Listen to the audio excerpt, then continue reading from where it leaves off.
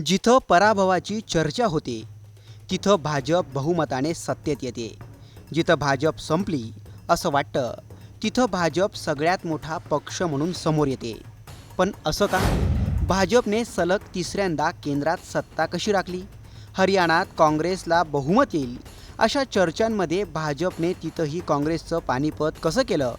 महाराष्ट्रात आरक्षणावरून सुरू असलेला संघर्ष आणि पक्षफुटीच्या राजकारणाचं खाफर भाजपवर फुटलं. तरीही भाजपने महाविकास आघाडी विरोधात मोठं आव्हान उभं केलं. पण भाजपच्या या यशाचं नेमकं गमक काय? अशी कोणती कारणं आहेत ज्यामुळे भाजपला सत्तेपासून दूर ठेवणं विरोधकांना अवघड जात आहे? याचाच सविस्तर आढावा या व्हिडिओतून घेणार आहोत.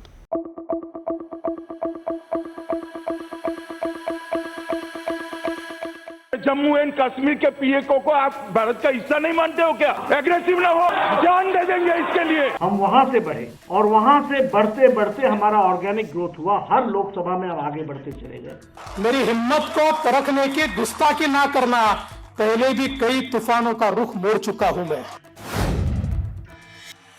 देशात सलग तिसऱ्यांदा भाजप शासित एनडीएचं सरकार सत्तेत विराजमान झालं. 2014 पासून देशातील अनेक राज्यांमध्ये भाजप आणि त्यांच्या मित्रपक्षांचं सरकार सत्तेत आलं. चीनमधील कम्युनिस्ट पक्षाला मागे टाकत जगाच्या पाठीवरचा सगळ्यात मोठा पक्ष म्हणून भाजप पुढं आलाय. भाजपच्या याच यशामागे प्रामुख्याने 4 कारणं सांगितली जातात. 1. संघटनात्मक काम. 2. पक्षातील शिस्त. 3. निवडणूक नियोजन. 4. जिंकण्याची मानसिकता. सुरुवात संघटनात्मक कामांपासून करूयात. भाजपमध्ये गल्लीपासून दिल्लीपर्यंतच्या संघटनात्मक कामाला विशेष महत्त्व दिलं जातं. सत्ता असो अथवा नसो, पक्षाचा सतत विस्तार झाला पाहिजे हे संघटनात्मक कामाचं महत्त्वाचं उद्दिष्ट असतं. भाजपात नेत्यांपेक्षा पदाला आणि व्यक्तीपेक्षा संघटनेला अधिक महत्त्व दिलं जातं. आमदारांना प्रचाराच्या मैदानात उतरवणं, नेत्यांना इतर राज्यातील महत्त्वाची जबाबदारी देणं, स्वतः पंतप्रधानांनी बूथ कार्यकर्त्यांचा मेळावा घेणं, भाजपच्या अशा कितीतरी गोष्टी उदाहरण म्हणून सांगता येतील. भाजपात दर 6 वर्षांनी सदस्यता मोहीम राबवली जाते. संघटनात्मक कामात भाजपला संघाचीही साथ मिळते आणि यामुळे भाजपचं संघटन तळागाळापर्यंत मजबूत झालं आहे. भाजपात गाव पातळीवरच्या पदालाही विशेष महत्त्व दिलं जातं. प्रदेशाध्यक्ष, प्रदेश प्रभारी, संघटनेचे सरचिटणीस आणि चिटणीस यांसारख्या पदांनाही भाजपने गांभीर्याने घेतलंय. विनोद तावडे यांच्यासारख्या महत्त्वाच्या आणि मोठ्या नेत्याला सदस्यता नोंदणी अभियानाचं प्रमुख बनवून भाजप संघटनेला किती महत्त्व देतं हे अधोरेखित करणार आहे.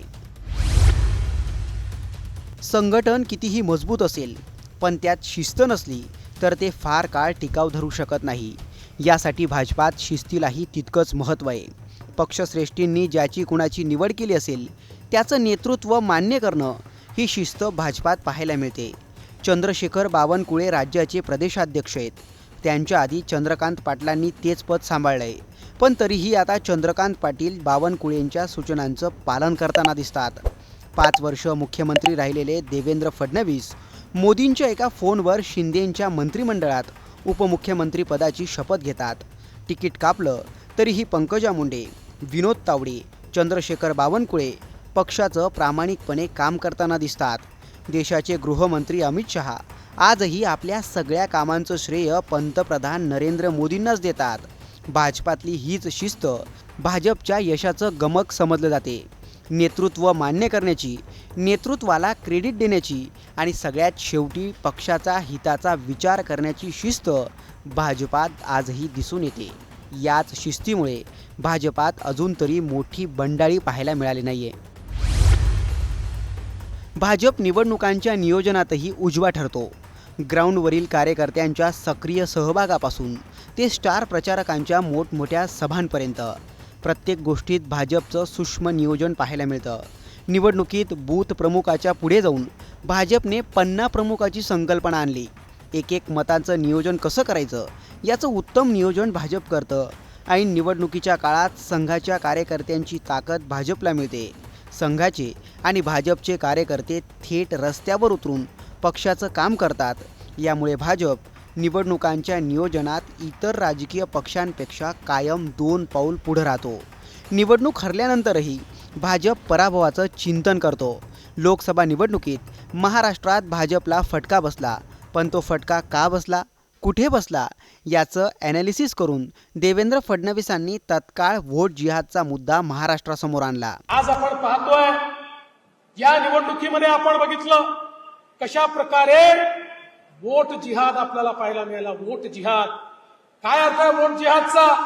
वोट जिहादचा अर्थ आहे, एकच साधं उदाहरण सांगतो. धुळ्यासारखी जागा, ज्या जागेवर 6 विधानसभेपैकी 5 विधानसभेमध्ये 1,90,000 मतांनी पुढे असलेला उमेदवार केवळ मालेगाव मध्य या एकाच विधानसभेत 1,94,000 मतांनी मागे जातो आणि 4,000 मतांनी निवडणूक हारतो. निवडणुका जिंकण्यासाठी जीवाची बाजी लावून भाजप मैदानात उतरतच, पण ज्या निवडणुकीत भाजपचा पराभव झाला त्या पराभवाची कारणं शोधून काढणं आणि त्यावर तोडगा काढण्याचं कामही भाजपकडून केलं जातं. म्हणून भाजपचा देशभरातला विनिंग स्ट्राईक रेट खूप चांगला दिसून येतो.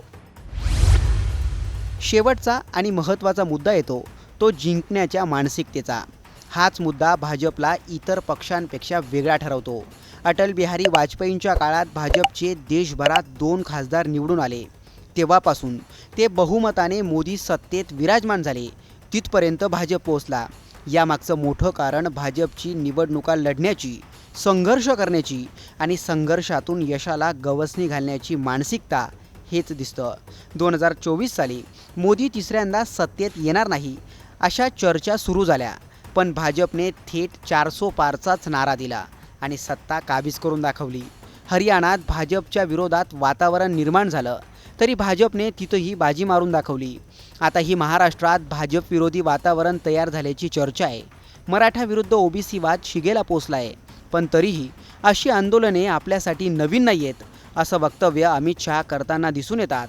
यावरून भाजप निवडणुका जिंकण्याच्याच मानसिकतेने लढवते हे अधोरेखित होतं.